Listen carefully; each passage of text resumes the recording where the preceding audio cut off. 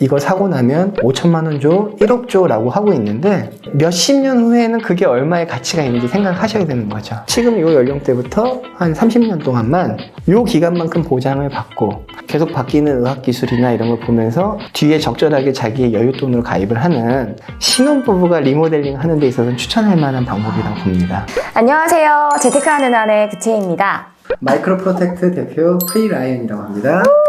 반갑습니다. 저는 스타트업을 창업하기 전에 삼성화재에서 네. 보험 상품을 만드는 미국 보험 기리사거든요. 현업에서만 16년 일을 했고요. 보험을 전문적으로 공부한 지 한 23년 됐습니다. 네, 저희 채널이 이제 신혼부부분들 많고 어린 아이 키우시는 또 부모님들도 많이 보세요. 네, 모셔가지고 좀 어떤 보험이 꼭 필요한지 네. 요거는 좀 쓸데없어. 그러니까 신혼부부들이 이제 관심 가지실 만한 태아보험까지 네네. 오늘 좀 다 뽑아가지고 가겠습니다. 알겠습니다. 그럼 오늘 이 영상 보면서 우리 집에 있는 보험 좀 네. 리모델링 하실 분들도 있고 네. 보험료 너무 과도해 좀 줄여야겠어 하시는 분들도 끝까지 봐주시면 좋을 것 같아요. 자, 가장 먼저 주변에서 많이 물어봐요. 예. 네, 결혼을 해야 된다 혹은 결혼을 했는데 싱글 때랑은 조금 이제 환경이 달라졌잖아요. 예. 어떤 보험을 조금 중점적으로 가입을 해야 되는지 아니면 좀 어떤 건 필요가 없는지. 그냥 우리 둘이 가진 보험을 보고서 사망담보와 건강담보만 구분을 해서 건강담보를 먼저 갖고 계셔라 라고 말씀을 드릴 것 같아요. 최소한 그냥 35세의 신혼부부라고 얘기를 할게요. 이분들 입장에서 사망담보, 종신보험이 지금 필요할까라고 저는 한번 물어보는 거죠. 종신보험은 누가 죽었을 때 남아있는 유가족을 위해서 돈을 남겨주는 보험이에요. 만약에 우리 둘이 신혼부부인데 둘 다 자기 벌이가 있고 근데 우리 둘의 지금 가정에서 내가 죽었으니까 내 부인을 위해서 1억 줄게. 사실 신혼한테는 좀 안 어울리거든요.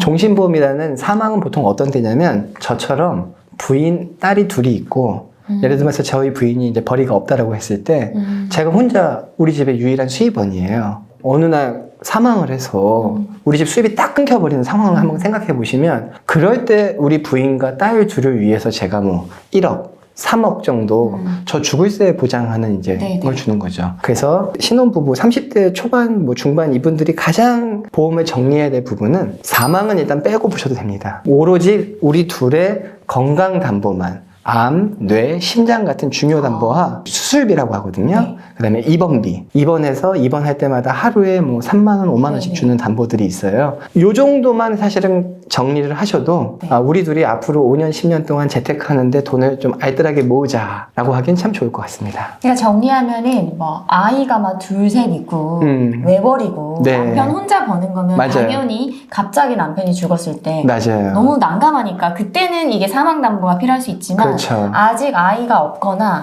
혹은 아이가 정말 어린데 맞벌이로 뭐 하고 계시는 분들은 일단 우선순위는 아니라는 걸 말씀하시는 거죠. 대략적인 가격대? 혹은 뭐 소득 대비 얼마 정도인지가 솔직히 궁금해요. 저한테도 많이 물어보시는데 사실 어떤 기준이 있는 건 아닌데 재테크 강사들끼리 약간 법칙처럼 서로 이렇게 표현을 하더라고요. 왜냐면 뭐 소득 대비 8%는 보험을 들어도 된다. 우리 보험료 기준을 좀 알려주세요 라고 만약에 말씀을 하시면 그 평범한 상품을 하나 세팅하는 기준으로 한번 말씀드려 볼게요. 그냥 35세에 이분이 보통 보험을 가입하시면 우선 요즘은 두 가지 중에 하나를 선택하시면 됩니다. 뭐냐면 100세까지 가입을 할까 30년만 갈까. 보통 요새 보험사들이 이 두 가지 패턴으로 많이 팔고 있습니다. 오늘 구채희 작가님한테 제가 물어보는 거죠. 작가님 100세까지 쭉 보장 받으실래요? 아니면 지금 연령부터 30년만 보장 받으실래요? 느낌상으로는 뭔가 100세까지 산다고 하니까 길게 가야 될 것 같은데. 그렇죠. 근데 작가님이 이 두 보험의 보험료를 비교하시면 주로 많이 파는 패턴으로 암, 뇌, 심장에 뭐 큰 병 걸렸을 때 한 5천만 원씩 받고 뭐 수술비, 입원비를 적당하게 세팅해서 100세 만기로 세팅하신다. 작가님이 이 정도 보험을 가입하시려면 월납보험료로 한 12만 원에서 15만 원으로 20년을 내셔야 될 거예요. 15만 원으로 20년 내면 240번 내는 거잖아요.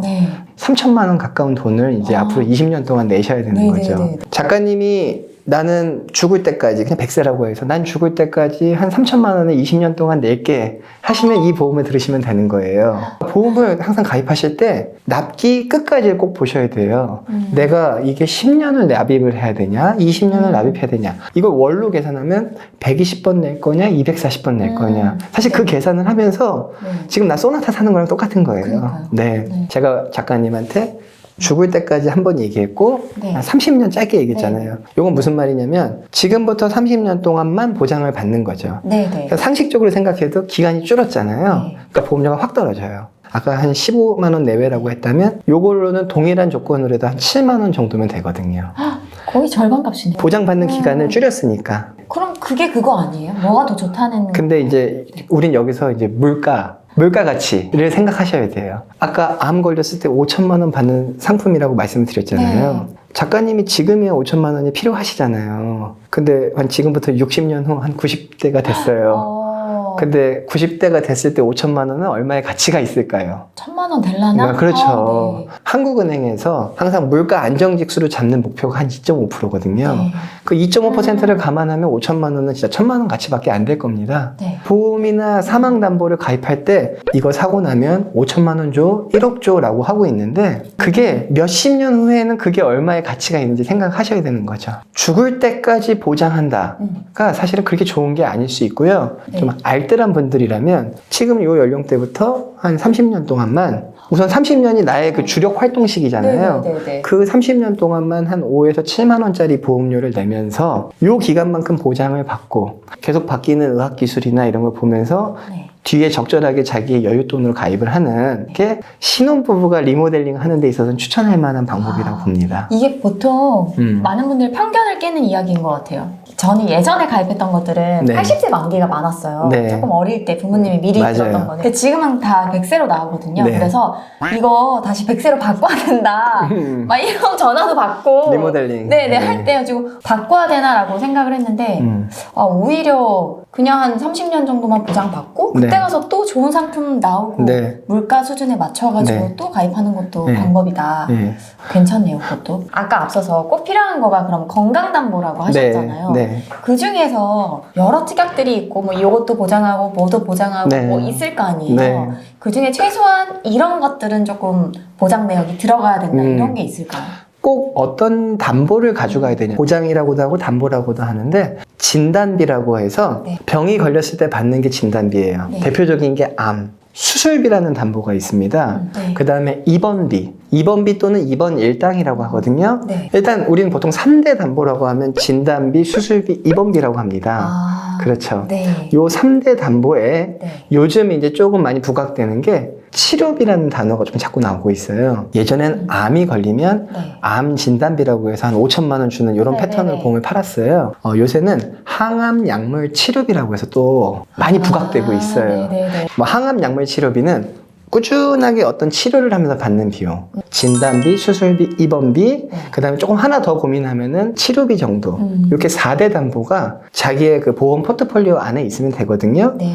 정말 쉽게 말씀을 드리면 그 담보 앞에 어떤 조건이 있어요. 네. 암 입원 일당. 암으로 입원했을 때만 주는 돈. 근데 그러면 되게 헷갈리거든요. 네. 그래서 그냥 이렇게 담보를 보거나 소개를 받을 때 네. 조건 없이 네. 수술하면 주는 수술비. 아, 맞아. 조건 없이 그냥 입원했을 때 주는 입원 일당. 보험에서 가장 큰 카테고리는요.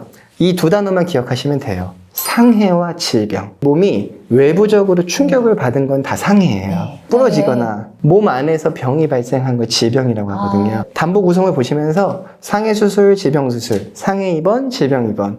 아까 진단비라는 큰 돈 얘기했는데요. 정말 필수적으로는 암, 뇌, 심장 3개만 있으시면 됩니다. 심장. 그래서 진단비 3개, 수술비, 입원비만 요만큼만 있어도 사실은 다 있는 거예요. 한번 다 정리해볼까요? 이거? 네. 일단 가장 필요한 이 세 가지는 암, 뇌, 심장, 진단비 거기에 플러스로 치료비까지 좋다. 하면은 딱 4대. 근데 뭐 입원이나 수술 같은 거는 제한이 있는 거 말고 그냥 질병. 상해, 질병 딱 2개만 있으면 된다. 태아보험 30세 만기로 5만 원만 하셔도 충분합니다라고 저는 얘기를 했어요. 제가 임신 주수 때 2가지만 알려드릴게요. 네. 11주, 22주. 기억하기 쉽다. 그렇죠.